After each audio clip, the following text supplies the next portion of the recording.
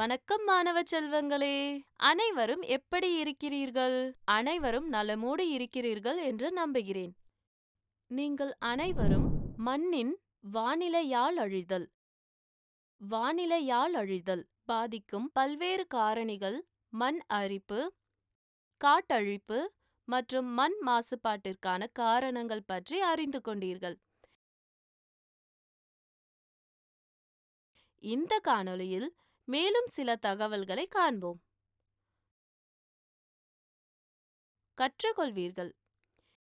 இந்த காணொளியின் முடிவில் உயிர் வேதியியல் சுழற்சிகள், ஓசோன் அடுக்கு உருவாக்கம் மற்றும் சிதைவு மற்றும் குளோரோஃப்ளோரோ கார்பன்களின் பங்கு பற்றிய தெளிவான அறிவை பெறுவீர்கள்.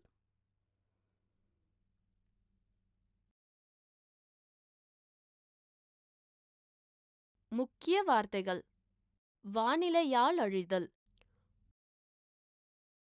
உயிர் வேதியியல், பசுமை இல்லம், வறட்சி, வெள்ளம், அடிவளி மண்டலம், காட்டழிப்பு, தொழில்மயமாக்குதல்,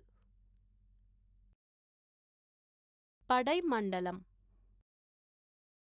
ஒரு சுற்றுச்சூழலுக்கு வாழும் உயிரினங்கள் ஒன்றுடன் ஒன்று மற்றும் அவற்றின் உயிரற்ற சூழலுடன் தொடர்பு கொண்டு ஒரு சூழலியல் பகுதியை உருவாக்குகின்றன. சுற்றுச்சூழல் அமைப்புகளில் உள்ள வளங்கள் தங்களுக்குள் மீண்டும் உருவாக்கப்படுகின்றன. இயற்கையானது பல்வேறு இரசாயன தனிமங்களின் பெரும் பகுதியை ஒரு இயற்பியல் நிலையில் சேமிக்கிறது. இரசாயன வடிவம் மற்றும் சுழற்சியில் குறிப்பிட்ட இடம், இதையொட்டி வேறு உடல்நிலை அல்லது வேதியியல் வடிவத்தில் ஏதேனும் ஒரு தனிமத்தின் திரட்சியால் மாசு மற்றும் சுற்றுச்சூழல் சமநிலையை சீர்குலைப்பதின் மூலம் தொந்தரவு செய்யலாம். பூமியில் உள்ள ஊட்டச்சத்துகள், அதாவது உயிரணுக்களுக்கு அவசியமான கூறுகள், சுற்றுச்சூழலில் இருந்து உயிரினங்கள் மற்றும் சில பாதைகள் வழியாக மீண்டும் உயிர்ப்புவி இரசாயன சுழற்சிகள் என்று அழைக்கப்படும் இயற்கையின் சில சுழற்சிகளை நாம் அறிந்து கொள்ள வேண்டும். உயிர் வேதியியல் சுழற்சிகள்: உயிர்சார் மற்றும் உயிரற்ற கூறுகளுக்கு இடையே ஒரு நிலையான தொடர்பு உயிர்கோளமாக மாறும், ஆனால் நிலையான அமைப்பாக மாறுகிறது. உயிர்கோளத்தின் வெவ்வேறு கூறுகளுக்கு இடையில் பொருள் மற்றும் ஆற்றலின் பரிமாற்றத்தை கொண்டிருக்கின்றன. உயிர்வேதியியல் என்பது பூமியில் உள்ள ஊட்டச்சத்துக்களின் தேக்கத்தில் சில உயிரியல் தோற்றம் கொண்ட இரசாயனங்கள் இருக்கலாம், மற்றவை இயற்கையில் முற்றிலும் கனிமமாக இருக்கலாம், மற்றும் புவி வேதியியல், அதாவது பாறைகள் மற்றும் மண்ணிலிருந்து பெறப்பட்டது தோற்றத்தில் இருக்கலாம். நீர் சுழற்சியுடன் சுழற்சியை தொடங்குவோம். நீர் சுழற்சி: பூமி அதனுடன் நீர் சேர்க்கப்படுவதில்லை, மறைவதும் இல்லை. நீரியல் அல்லது நீர் சுழற்சி எனப்படும் செயல்முறையின் நீர் தொடர்ந்து மறுசுழற்சி செய்யப்படுகிறது. பூமியில் உள்ள மொத்த நீரில் கிட்டத்தட்ட 97% கடல்களில் உள்ளது, மேலும் 3% மட்டுமே குடிநீர். இந்த நன்னீர் சுமார் 2% பனிப்பாறைகள் மற்றும் துருவ பனிக்கட்டிகளில் நிரந்தரமாக உறைந்துள்ளது. இதனால் 1% மட்டுமே சுத்தமான தண்ணீர் கிடைக்கிறது. மீண்டும் இந்த 1%த்தில் கால்பாகம் நிலத்தடி நீராக உள்ளது. பூமியில் உள்ள தண்ணீரில் 0.009% மட்டுமே ஆறுகள் மற்றும் ஏரிகளில் உள்ளது. மண்ணின் ஈரப்பதம், வளிமண்டலத்தின் ஈரப்பதம் போன்றவற்றால் உயிரினங்களின் உடலில் ஓய்வு உள்ளது. ஒளி சேர்க்கை உட்பட பல உயிர் வேதியியலில் வழிமுறைகளில் நீர் பங்கேற்கிறது. செரிமானம் மற்றும் செல்லுலார் சுவாசம் தண்ணீர் கூட உடலை நீரேற்றமாக வைத்திருக்கும். இது பல வகையான தாவரங்கள், விலங்குகள் மற்றும் நுண்ணுயிரிகளின் வாழ்விடமாகவும் உள்ளது. மேலும் இது உயிரினங்கள் பயன்படுத்தும் பொருட்களின் சுழற்சியில் பங்கேற்கிறது. நீர் ஆவியாகி மீண்டும் மேற்பரப்பில் விழும் செயல்முறை பூமியானது மழையாகவும் நிலத்திலிருந்து ஆறுகள் போன்ற பல வழிகள் வழியாக கடல் மற்றும் பெருங்கடல்களுக்குள் நுழைவது உட்பட மழையின் பிற வடிவங்கள், நிலத்தடி நீர் வழித்தடங்கள் போன்றவை நீர் சுழற்சி. நிலத்தில் விழும் தண்ணீர் அனைத்தும் மீண்டும் கடலில் கலப்பதில்லை. அதில் சில மண்ணில் மூழ்கி நிலத்தடி நீர்த்தேக்கத்தின் ஒரு பகுதியாக மாறி நீரூற்றுகளாகவோ அல்லது மேற்பரப்பில் கிணறுகளாகவோ குழாய் கிணறுகளாகவோ காணப்படலாம். நீர் ஹைட்ரஜன் மற்றும் பிராணவாயுவை வழங்குகிறது. இது வாழ்க்கையின் அடிப்படை கரிம சேர்மங்களில் ஒருங்கிணைந்த பகுதியாகும். நீர் சுழற்சியின் முக்கிய அம்சம் என்னவென்றால், நீர் அதிக எண்ணிக்கையிலான பொருட்களை கரைக்கும். நீரிலுள்ள மழையானது மண் மாசுகளை ஏரிகள் மற்றும் பெருங்கடல்கள் போன்ற பல்வேறு நீர்நிலைகளில் கொண்டு செல்வதன் மூலமும் விநியோகிப்பதின் மூலமும் சுற்றுச்சூழலை சுத்தப்படுத்துகிறது. கரையக்கூடிய கனிமங்களை கொண்ட பாறைகள் வழியாக அல்லது அதன் மேல் நீர் பாய்கிறது. எனவே இது நிலத்திலிருந்து கடலுக்கு பல ஊட்டச்சத்துக்களை கொண்டு செல்கிறது. இவற்றில் சில ஊட்டச்சத்துக்கள் தண்ணீரில் கரைந்து கடல் உயிரினங்களால் பயன்படுத்தப்படுகின்றன. மீதமுள்ளவை கரையோரங்களில் சேருகின்றன. இது அமைப்பின் மூலம் சுழற்சியை முடிக்க இது அதிக நேரம் எடுக்கும். சில தீங்கு விளைவிக்கும் பொருட்கள் SO2 போன்ற வாயுக்கள் மற்றும் நைட்ரஜன் ஆக்சைடுகள் மழைநீரில் கரைந்து அமில மழைக்கு வழிவகுக்கிறது.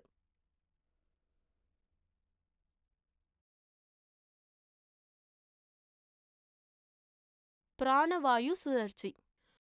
பூமியில் நைட்ரஜனுக்கு அடுத்தபடியாக பிராணவாயு ஒரு மிகுதியான தனிமம்.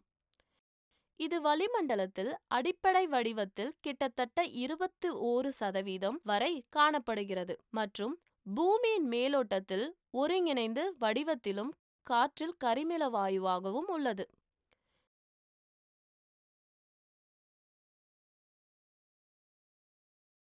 மேலோட்டத்தில் இது பெரும்பாலான உலோகங்களின் ஆக்சைடுகளாகவும் கார்பனேட், சல்பேட், நைட்ரேட் மற்றும் பிற சேர்மங்களாகவும் காணப்படுகிறது.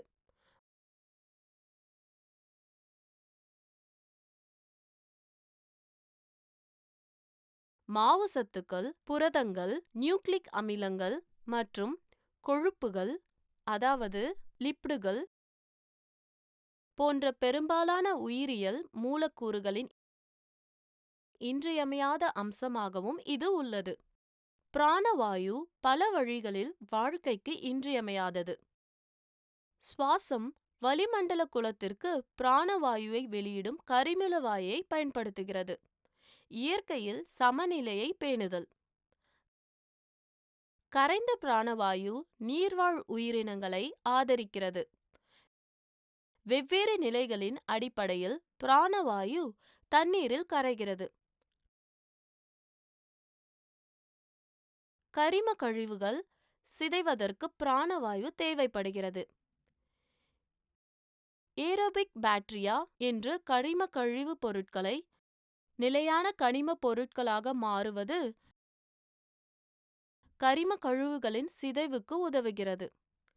இந்த பாக்டீரியாக்களுக்கு போதுமான பிராணவாயு கிடைக்கவில்லை என்றால் அவை இறந்து விடுகின்றன மற்றும் பிராணவாயு தேவையில்லாத காற்றில்லா பாக்டீரியாக்கள் எடுத்துக்கொள்கின்றன. இந்த பாக்டீரியாக்கள் கழிவுப் பொருட்களை H2S மற்றும் பிற நச்சு மற்றும் துர்நாற்றம் கொண்ட பொருட்களாக மாற்றுகின்றன. எனவே நாம் BOD பற்றி தெரிந்து கொள்ள வேண்டும். அதாவது உயிரியல் பிராணவாயு தேவை. கழிவுகளை சிதைக்க ஏரோபிக் பாக்டீரியாக்களுக்கு தேவையான பிராணவாயுவின் அளவை குறிக்கிறது. கழிவுகள் சிதைந்து கரைந்த பிராணவாயு விகிதாசாரத்தில் பயன்படுத்தப்படுவதால் பிராணவாயுவின் தேவை அதிகரித்து, அதாவது BOD அதிகரிக்கிறது. இவ்வாறு BOD என்பது மங்கும் கழிவுகளின் அளவுக்கான நல்ல மறைமுக குறிகாட்டியாகும். இந்த பிராணவாயு சுழற்சி மற்றும் சேமிக்கப்படுவது எப்படி? வளிமண்டலத்தில் இருந்து பிராணவாயுவின் முக்கிய பங்கு எரித்தல், சுவாசம் மற்றும் நைட்ரஜன், இரும்பு போன்ற தனிமங்களின் ஆக்சைடுகளின் உருவாக்கம் ஆகியவற்றால் பயன்படுத்தப்படுகிறது. பிராணவாயு ஒரே ஒரு முக்கிய செயல்முறையில் வளிமண்டலத்திற்கு திரும்புகிறது, அதாவது ஒளி சேர்க்கை.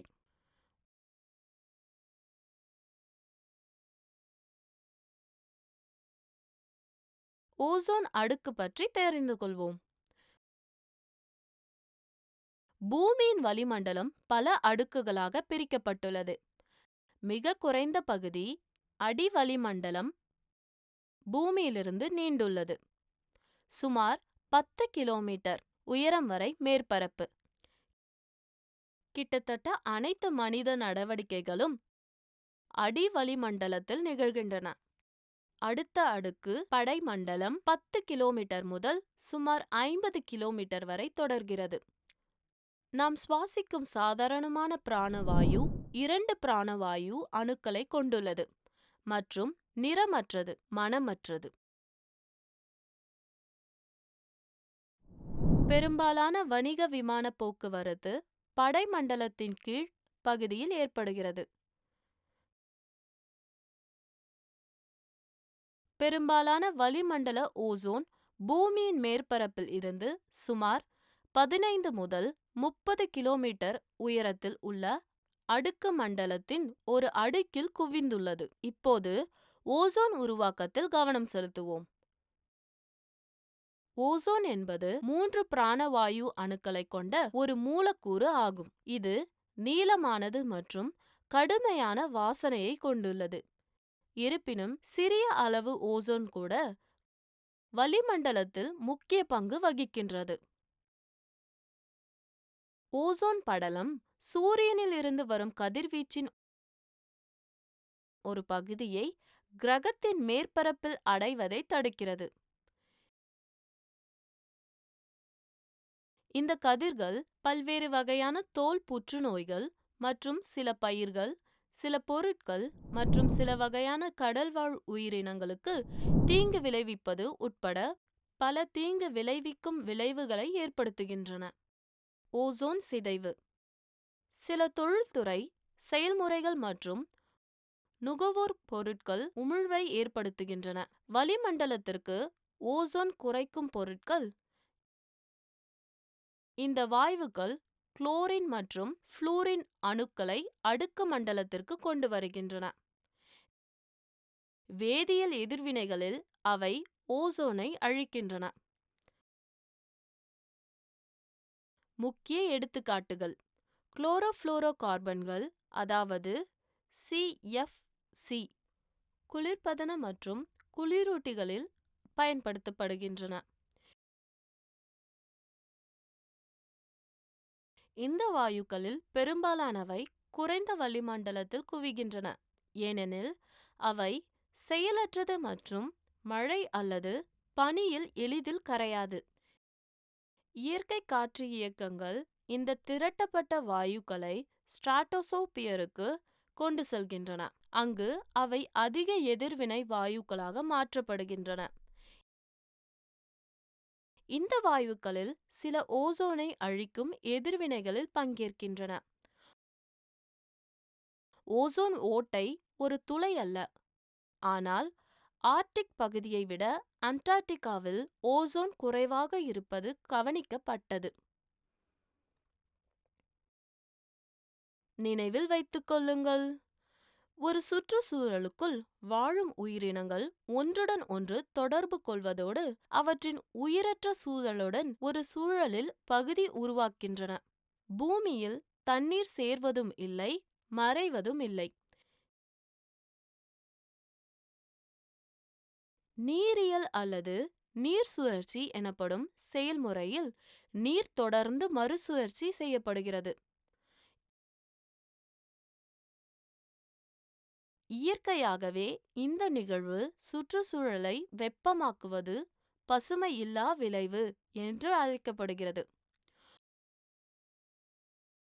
ஓசோன் என்பது 3 பிராணவாயு அணுக்களை கொண்ட ஒரு மூலக்கூறு ஆகும். குளோரோஃபுளோரோ கார்பன்களின் அதிக பயன்பாடு ஓசோன் படலத்திற்கு பாதிப்பை ஏற்படுத்துகிறது.